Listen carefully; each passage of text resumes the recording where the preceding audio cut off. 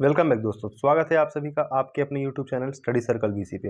दोस्तों, UGC net 2023 या UGC net commerce के रिगार्डिंग आज ये मेरी पहली वीडियो है जिसमें हम वातावरण, व्यावसायिक वातावरण के बारे में डिस्कस करने वाले हैं, जो कि काफ़ी महत्वपूर्ण होता है। एक प्रश्न यहाँ से आने की संभावना बहुत ज़्यादा रहती है यूजीसी नेट में। आइए आज हम आंतरिक और बाहरी वातावरण के बीच अंतर क्या होता है और इनके सबसे इंपॉर्टेंट पॉइंट जो हमें एग्जामिनेशन पॉइंट ऑफ व्यू से याद रखना है वो क्या क्या हो सकता है, आइए उसके बारे में हम चर्चा करते हैं। सबसे पहले दोस्तों, जो आपका व्यावसायिक वातावरण होता है, बिजनेस इन्वायरमेंट, इसे हम दो भाग में बांटते हैं, इंटरनल इन्वायरमेंट और एक्सटर्नल इन्वायरमेंट। आंतरिक वातावरण और बाह्य वातावरण या बाहरी वातावरण। आंतरिक आंतरिक मतलब ऐसा वातावरण जो किसी भी फर्म या व्यवसाय को अंदर से प्रभावित करता है, उसे हम आंतरिक वातावरण कहते हैं। और ऐसा कोई भी वातावरण या ऐसा कोई भी चीज जो किसी भी फर्म या व्यवसाय को बाहर से प्रभावित करता है, उसे हम बाहरी या बाह्य वातावरण का नाम देते हैं। इस प्रकार देखेंगे तो आंतरिक वातावरण फर्म के इन हाउस कारकों को इंगित करता है, जो अक्सर प्रकृति में संवैधानिक होते हैं। जो अक्सर प्रकृति में कैसे होते हैं दोस्तों? तो अक्सर प्रकृति में कैसे होते हैं? आपके संवैधानिक होते हैं।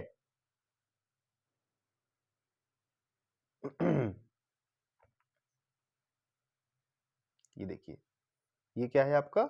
जो अक्सर प्रकृति में संवैधानिक होते हैं। दूसरी तरफ बाहरी वातावरण उन कारकों से बना होता है जो फर्म के बाहर है। मैंने अभी आपके साथ डिस्कस किया, जो फर्म के बाहर होते हैं वो बाहरी वातावरण, और जो जिनकी प्रकृति संवैधानिक होती है, जो अंदर से किसी भी फर्म को प्रभावित करता है, वो आपका क्या हो गया? आपका आंतरिक वातावरण। व्यवसाय से तात्पर्य माल खरीदने और बेचने से पैसा बनाने में फर्म के सामूहिक प्रयास से है। हम सभी इस तथ्य से अवगत हैं कि प्रत्येक व्यवसाय एक ऐसे वातावरण में संचालित होता है जिसे हम व्यावसायिक वातावरण कहते हैं। क्या कहते हैं दोस्तों? इसे हम व्यावसायिक वातावरण का नाम देते हैं। व्यावसायिक वातावरण उन सभी तत्वों में शामिल होते हैं जिनका व्यवसाय के निर्णयों, चालों और कार्यों पर प्रभाव पड़ता है। पर्यावरणीय कारक परिवर्तनों और गतिविधियों के कारण न केवल व्यवसाय को प्रभावित करते हैं, बल्कि ये कारक व्यावसायिक गतिविधियों से भी प्रभावित हो सकते हैं। नियंत्रण की सीमा के आधार पर पर्यावरणीय कारकों को हम दो समूह या प्रकार में विभाजित करते हैं, जैसा मैंने आपसे डिस्कस किया, आंतरिक पर्यावरण और बाह्य पर्यावरण। आंतरिक पर्यावरण, अब आइए हम आगे आंतरिक पर्यावरण पर डिस्कशन करते हैं। आंतरिक पर्यावरण क्या है दोस्तों? आंतरिक पर्यावरण व्यवसाय वातावरण का वह हिस्सा है जो संगठन के भीतर मौजूद विभिन्न कारकों से संबंधित है। ऐसी स्थितियां, बल, सदस्य और घटनाएं शामिल हैं जो कंपनी के निर्णयों, संचालन को प्रभावित करने की क्षमता रखती हैं। यह प्रक्रियाओं और विधियों को निर्धारित करता है जिसमें संगठन में गतिविधियां की जाती हैं। साथ ही इसमें संगठन के तकनीकी और वित्तीय और भौतिक संसाधनों जैसे तात्कालिक और सूचना संगठन शामिल होते हैं। अब देखते हैं दोस्तों कि ये आपका जो दिख रहा होगा फॉर्म है, फॉर्म का वैल्यू सिस्टम देखिएगा, value system, vision, mission and objectives, tangible and intangible assets, ठीक है। उसके बाद आपका ह्यूमन रिसोर्स की बात करें, management structure and internal power relationship, तो ये सारे क्या है दोस्तों? ये सारे आपके किसी भी फॉर्म को इंटरनल, आंतरिक तरीके से जो प्रभावित करते हैं, ये सारे कारक हैं जो किसी भी फर्म को आंतरिक तौर पर प्रभावित करते हैं, मतलब अंदर से प्रभावित करते हैं। ठीक है, सबसे पहला इसमें दोस्तों है मूल्य प्रणाली। मूल्य प्रणाली की बात करते हैं तो मूल्य प्रणाली को नियमों के एक ऐसे सेट के रूप में देखा जा सकता है जो फर्म द्वारा अपनाए गए तार्किक और सुसंगत मूल्यों को एक मानक गाइड के रूप में, ताकि किसी भी प्रकार की परिस्थितियों में आचरण को विनियमित किया जा सके। इसके बाद इसका है विजन, मिशन और उद्देश्य। ठीक है, इसको आप यहां से रीड कर सकते हैं। प्रबंधन, संरचना और आंतरिक शक्ति संबंध। वो एक फर्म का मैनेजमेंट किस प्रकार से प्रभावित होता है, उसके अंदर कर्मचारी कैसे हैं, उसके इंटरनल जो पावर है वो कैसे हैं, वो एक दूसरे के साथ अंदर एक कंपनी के अंदर में या फर्म के अंदर में कैसे जुड़े हुए हैं, ये सारी बातें हमें प्रबंधन संरचना के अंतर्गत देखने को मिलती हैं। अगला है दोस्तों मानव संसाधन, ह्यूमन रिसोर्स। मानव संसाधन संगठन की सबसे महत्वपूर्ण संपत्ति है क्योंकि वे संगठन को बनाने या तोड़ने में महत्वपूर्ण भूमिका निभाते हैं। ये एक महत्वपूर्ण पॉइंट हुआ, मतलब आपके आंतरिक पर्यावरण के अंदर मानव संसाधन भी एक महत्वपूर्ण पॉइंट रखता है। कौशल, दक्षता, रवैया, समर्पण, मनोबल और प्रतिबद्धता कंपनी की ताकत या कमजोरी के बराबर है। आगे बात करते हैं दोस्तों मूर्त और अमूर्त संपत्ति। मूर्त संपत्ति का तात्पर्य उन भौतिक संपत्तियों में से है जो कंपनी के स्वामित्व में है, जैसे भूमि, भवन, मशीनरी, स्टॉक आदि। आपको यहाँ से ये सारे पॉइंट्स को बिल्कुल अच्छे से याद करना है। ये जैसे आपका ये हो गया भूमि, भवन, मशीनरी, स्टॉक आदि। ये अगर ऐसा प्रश्न पूछता है कि भूमि, भवन, मशीनरी, स्टॉक निम्नलिखित में से किसके अंतर्गत आते हैं, आंतरिक पर्यावरण या बाह्य पर्यावरण, तो आपको ध्यान रखना है कि भूमि, भवन, मशीनरी, स्टॉक ये सारी चीजें जो होती हैं किसी भी कंपनी के आंतरिक पर्यावरण से संबंधित होती हैं। क्लियर हो गया? चलिए अब हम बात करते हैं, आगे बढ़ते हैं और बाह्य पर्यावरण की हम बात करते हैं। सबसे पहले बाह्य पर्यावरण क्या है? तो बाहरी व्यावसायिक वातावरण में सभी बाहरी कारक, प्रभाव, घटनाएं, संस्थाएं और परिस्थितियां शामिल होती हैं जो अक्सर कंपनी की सीमाओं के बाहर मौजूद होती हैं, लेकिन उनका व्यावसायिक उद्यम के संचालन, प्रदर्शन, लाभप्रदता और उत्तरजीविता पर महत्वपूर्ण प्रभाव पड़ता है। ठीक है, इसके बाद इनके जो महत्वपूर्ण पॉइंट है हम उनको डिस्कस करते हैं। देखिए, जैसे हमने व्यावसायिक वातावरण को दो भागों में बांटा दोस्तों, आंतरिक और बाह्य, उसी प्रकार आंतरिक पढ़ने के बाद जब हम बाह्य पढ़ते हैं, बाह्य वातावरण या बाहरी वातावरण, ठीक है, तो इसको हमने दो भागों में फिर से बांटना है। एक आपका होता है जिसे हम मैक्रो इन्वायरमेंट कहते हैं और एक होता है माइक्रो इन्वायरमेंट। ठीक है, माइक्रो एंड मैक्रो इन्वायरमेंट। अगर हम माइक्रो इन्वायरमेंट की बात करें दोस्तों, तो माइक्रो इन्वायरमेंट के अंतर्गत ये सारी चीजें हमें देखने को मिलती हैं। क्या क्या है? Economic, global, political, legal, technological, social, demographic, ये सारी चीजें हमें माइक्रो पर्यावरण के अंदर देखने को मिलती हैं।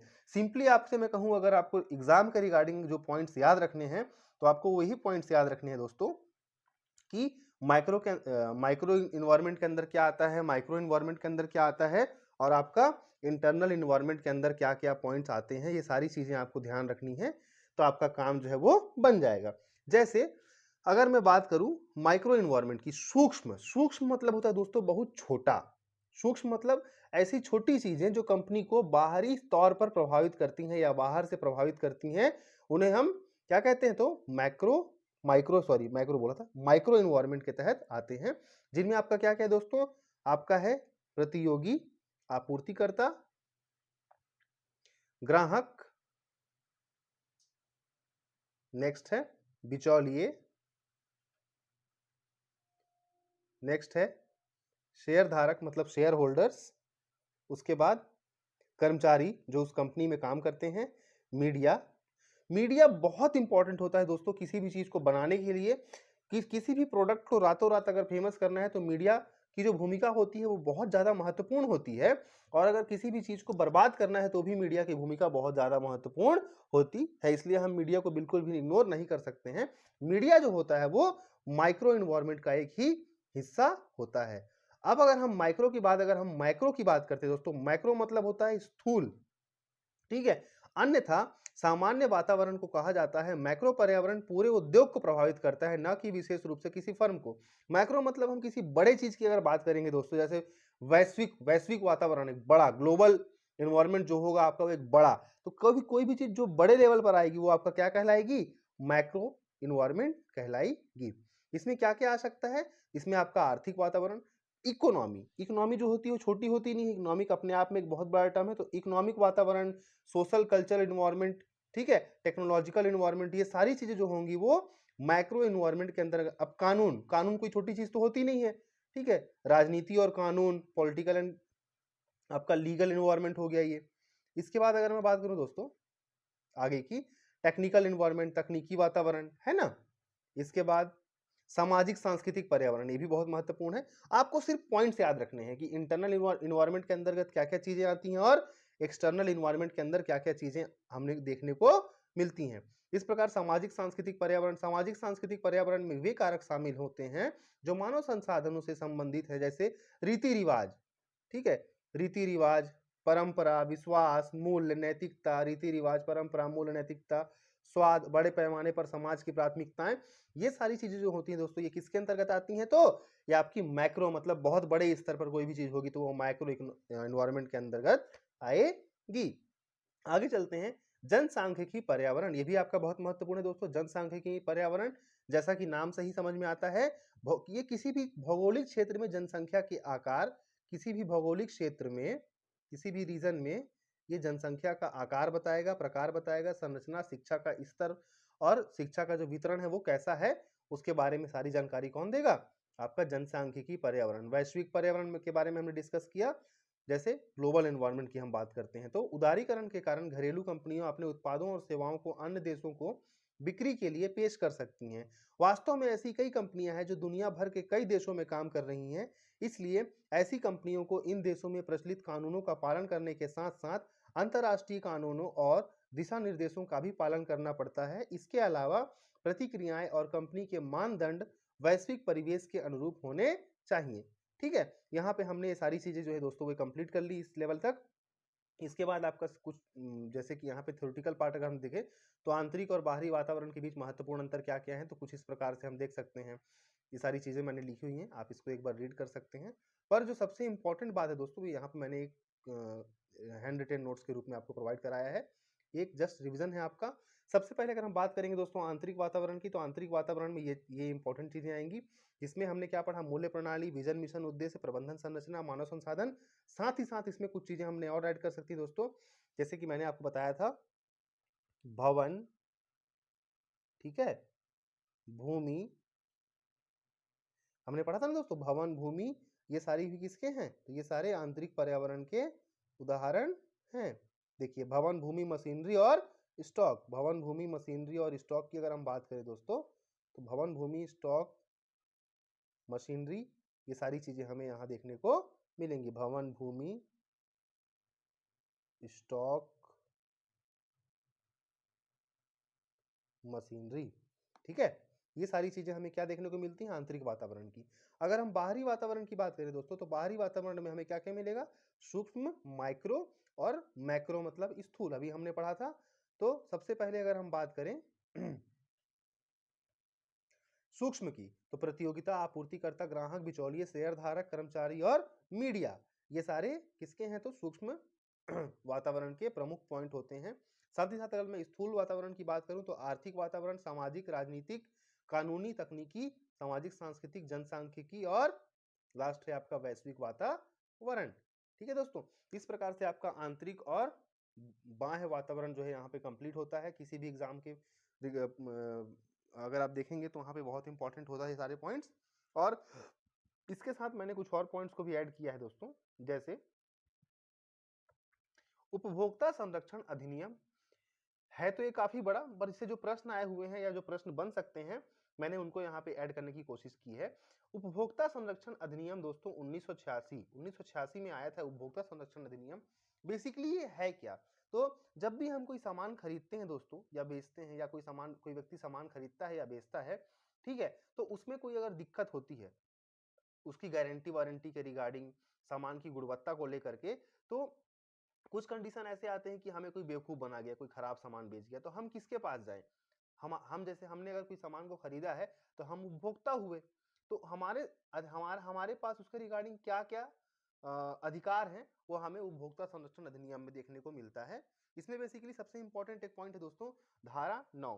धारा 9 क्या बोलता है, धारा 9 बोलता है कि इसने एक त्रिस्तरीय प्रणाली, मतलब कि जिला स्तर में जिला, राज्य स्तर पर और एक राष्ट्रीय स्तर पर एक आयोग की स्थापना की परिकल्पना की गई है। कौन किसके अंतर्गत, तो धारा 9 के अंतर्गत क्या क्या है, तो जिले में देखिए सबसे पहले दोस्तों अगर बात करूं मैं जिले की, तो जिले में कितने करोड़ रुपए तक, तो 1 करोड़ रुपए तक अगर कोई दिक्कत आएगी, अगर उपभोक्ता को 1 करोड़ रुपए तक के सामान की दिक्कत है, तो वो जिला फोरम में शिकायत दर्ज करा सकता है। 1 करोड़ से 10 करोड़ के बीच में अगर बात है दोस्तों, 1 करोड़ से 10 करोड़ के बीच की बात है, तो वह राज्य आयोग में अपनी प्रॉब्लम या शिकायत को दर्ज करा सकता है। अगर वह जो राशि है वो 10 करोड़ से ऊपर की है, तो उसके लिए फिर राष्ट्रीय स्तर पर एक राष्ट्रीय आयोग की स्थापना का प्रावधान किया गया है। ठीक है दोस्तों, इस प्रकार से आज का हम वीडियो यहाँ पे अंत करते हैं। मिलेंगे बहुत ही अगले वीडियो में। वीडियो पसंद आया तो लाइक, शेयर और सब्सक्राइब जरूर करें। बहुत बहुत धन्यवाद।